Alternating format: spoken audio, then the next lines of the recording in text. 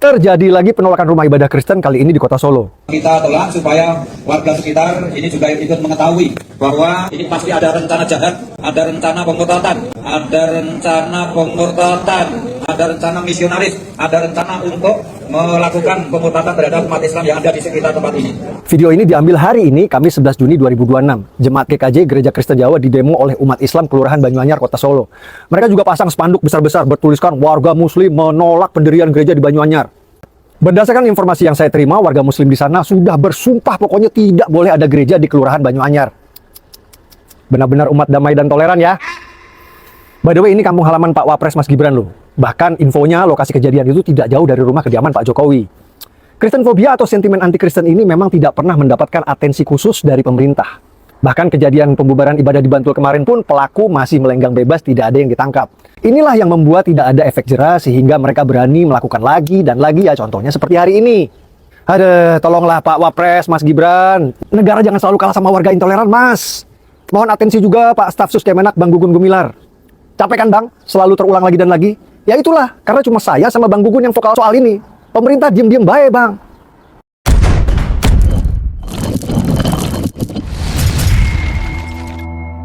Halo kaum intelektual sekalian. Gila. Luar binasa. Kejadian seperti ini terus berulang. Baru-baru ini, bayangkan ya, di dekat rumah Pak Jokowi ada kasus intoleransi. Dekat rumah Pak Jokowi ada orang yang menggeruduk gereja. Di dekat rumah Pak Jokowi ada orang yang berani mempersekusi gereja. Wow. Gila. Gereja apa yang saya masuk? Gereja yang saya masuk itu adalah Gereja Kristen Jawa. Wow.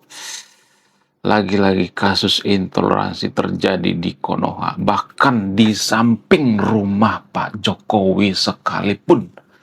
Nggak peduli. Gila. Luar biasa. Nah, yang jadi pertanyaan, kenapa bisa seperti itu? Bagaimana kronologinya? Kok bisa gitu ya? Hal-hal seperti ini sering terjadi di Konoha. Bayangkan ya, di Konoha itu ada banyak kasus-kasus di pondok pesantren. Ada banyak Sugiono baru di pondok pesantren. Ada bapak-bapak Sugiono di pondok pesantren Konoha. Tapi tidak pernah diurusin tuh. Malah Kemenak mengatakan, jangan dibesar-besarin lah.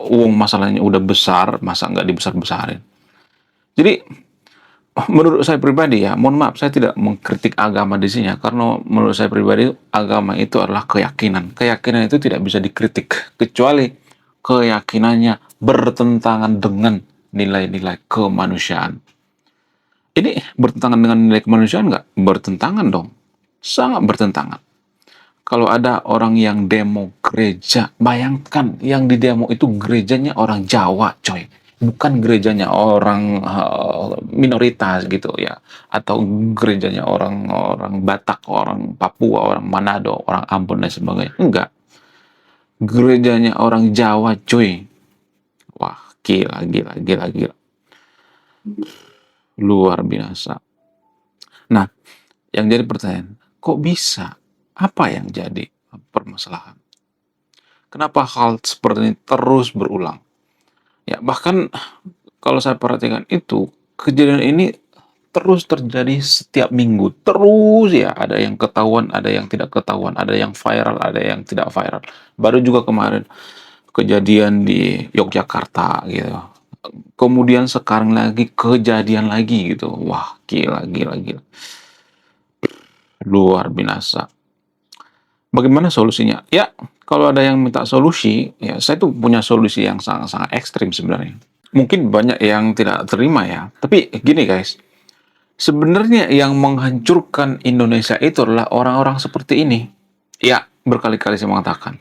Jadi kalau suatu saat Indonesia pecah, orang-orang seperti inilah orang-orang yang demo gereja gitu ya, orang-orang yang mempersulit pembangunan rumah ibadah. Orang-orang seperti inilah sebenarnya yang menginginkan kehancuran bangsa kita. Kenapa? Apa alasannya? Alasan logisnya seperti ini. Dulu waktu Indonesia baru merdeka itu, nggak ada tuh perjanjian nanti kalau kita merdeka, boleh dong ya kita melarang pembangunan rumah ibadah. Nggak ada seperti itu. Kita sepakat sebangsa, setanah air, ya bebas beragama. Ya, apakah zaman dulu ada perjanjian nanti kita persekusi ya gerejanya? Nggak ada. Nggak ada seperti itu. Nggak ada. Jadi, kalau sekarang ini terjadi pelarangan pembangunan gereja, itu berarti melanggar kesepakatan persatuan dan kesatuan ketika Indonesia bersatu. Jadi, orang-orang seperti inilah sebenarnya yang menghancurkan persatuan dan kesatuan. Jadi, kalau suatu saat Indonesia bubar, orang-orang seperti ini yang pertama kali bertanggung jawab. Karena yang bikin suatu negara itu hancur itu biasanya nggak jauh dari isu ekonomi, isu agama, dan isu politik. Yang tiga itu. Ya, isu ekonomi itu berhubungan dengan korupsi, ya, krisis, dan sebagainya. Isu agama seperti ini. Kasus-kasus ya yang seperti baru-baru ini viral gitu ya di media sosial ya. Bubarin paksa, persekusi, ya, mempersulit gitu ya. Sudah ada tanda tangan warga, kemudian nanti pemerintah mempersulit, kemudian minta jatah lagi, jatah itu segala macam. Pokoknya dipersulit gitu. Jadi ini yang bikin Indonesia itu sebenarnya bubar. Bukan saya, jangan berpikir saya memprovokasi, saya tidak memprovokasi, tapi ya hal-hal seperti ini. Ya, jadi kalau suatu saat Indonesia itu bubar itu orang yang bertanggung jawab pertama kali orang-orang seperti ini. Ya, jadi mohon maaf bagian itu videonya. Gini ya, kalau kita diam dengan hal-hal seperti ini, itu artinya secara tidak langsung kita merelakan Indonesia itu bubar. Ya, bukan saya yang pengen bubar, tapi orang-orang seperti inilah yang pertama kali ya membubarkan Indonesia. Ya kan? Kan kita sudah sepakat tuh. Kalau misalnya dari awal nih, misalnya nih ya, waktu baru merdeka, ada perjanjian. Nanti kalau kita sudah bersatu ya, ada pelarangan pembangunan rumah ibadah, mempersulit izin dan sebagainya. Nggak bakalan bersatu, nggak bakal bersatu. Ya, orang-orang Kristen nggak bakalan mau gabung gitu. Kalau Indonesia itu pecah, yang rugi itu bukan minoritas, enggak. Berkali-kali saya mengatakan, yang menguasai ekonomi Indonesia itu ya rata-rata minoritas. Orang-orang Chinese, orang-orang Kristen gitu. Jadi bayangkan kalau misalnya ya Indonesia pecah gitu ya, bubar misalnya. Sembilan naga itu kan orang-orang Kristen ya. Kemudian yang punya perusahaan di Indonesia itu rata-rata nonis kan.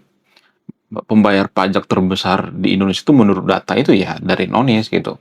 Karena mereka lebih banyak perusahaan gitu. Bayangkan ya, kalau perusahaan-perusahaan dari Indonesia itu 80% atau 90% ya, pisah dari Indonesia atau pindah ke Vietnam atau ke China gitu.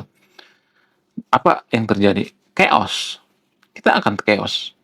Lalu orang-orang yang membubarkan ibadah seperti ini gimana? Ya awal-awalnya mereka akan mengatakan, biarin aja kita pisah, biarin aja. Oh, kita nggak mau satu negara dengan mereka. Tapi ujung-ujungnya apa? Indonesia itu akan seperti Afghanistan, perang saudara. Ya, seperti Suriah. Itu sudah bisa diprediksi.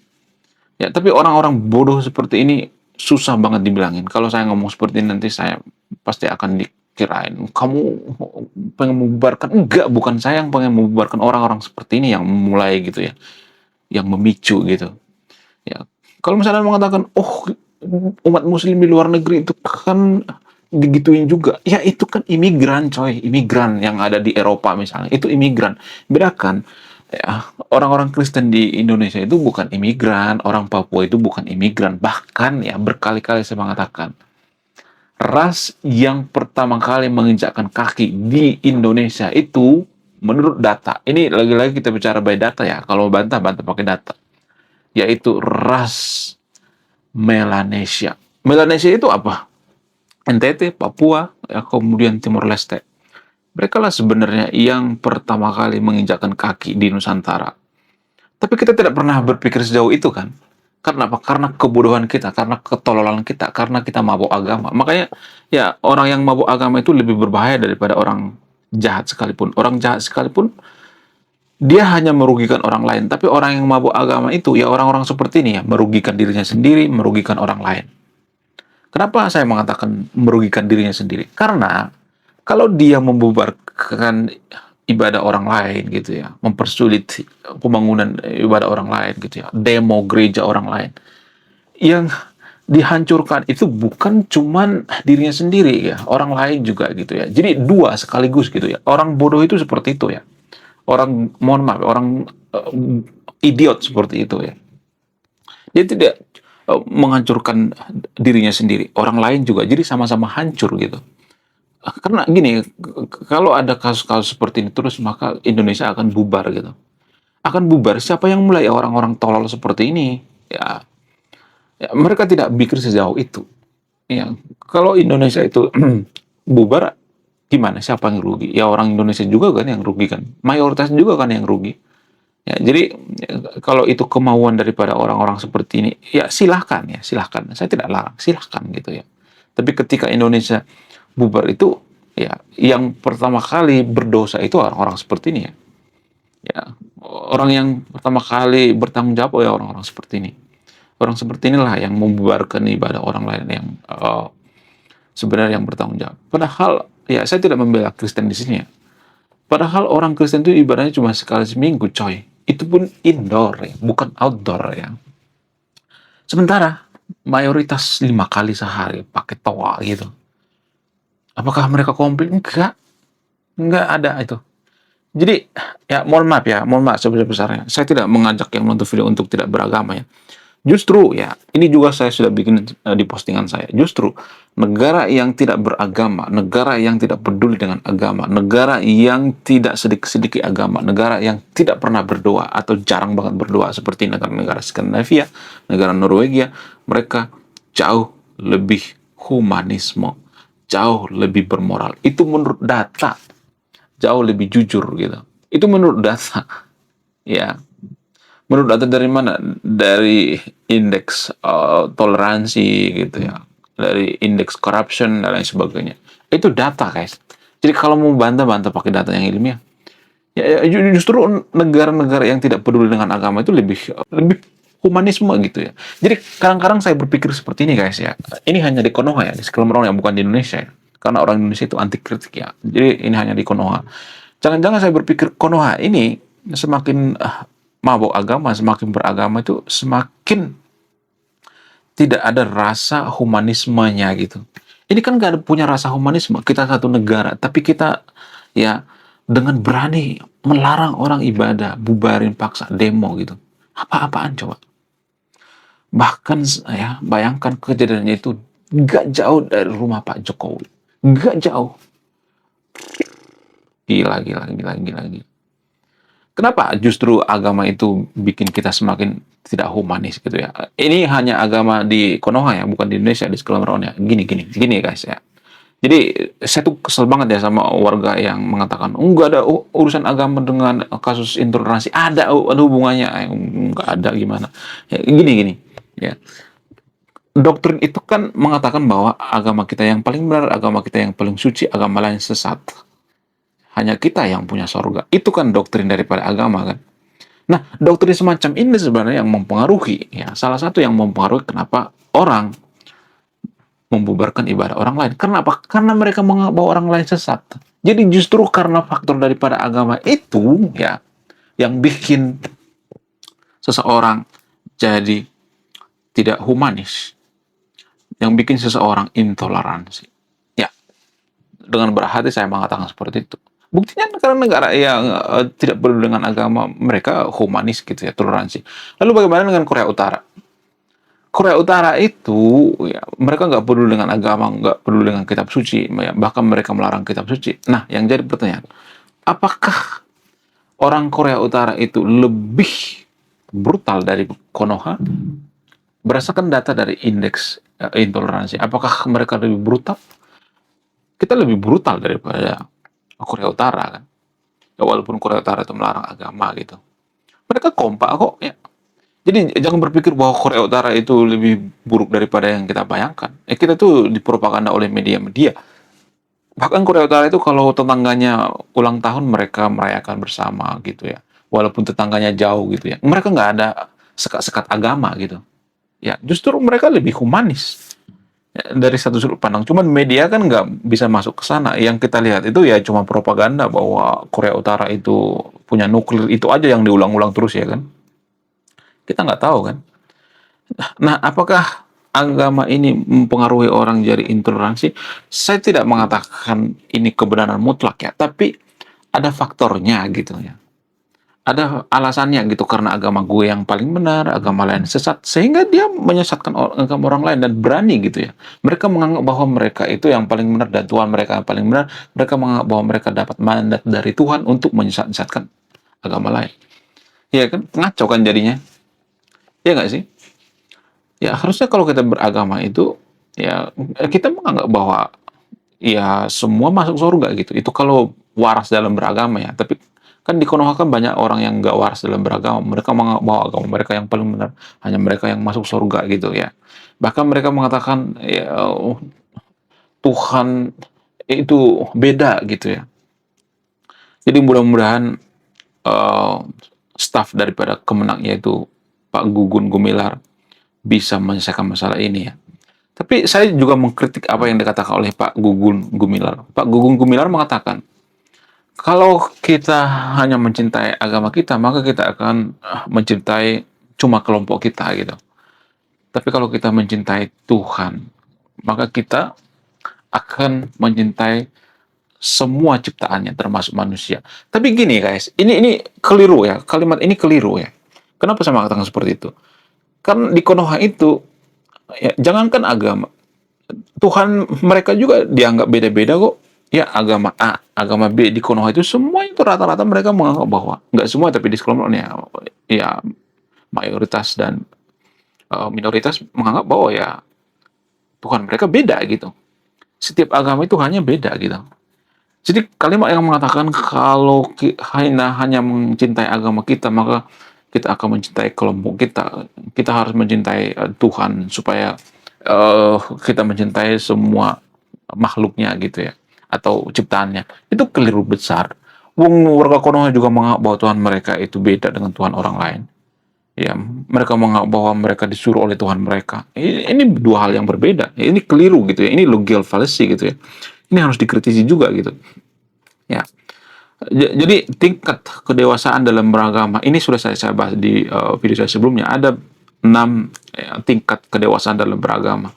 Tingkat pertama itu ya yang paling rendah itu ya orang-orang seperti ini. Ya, orang-orang yang membubarkan ibadah paksa orang lain ya.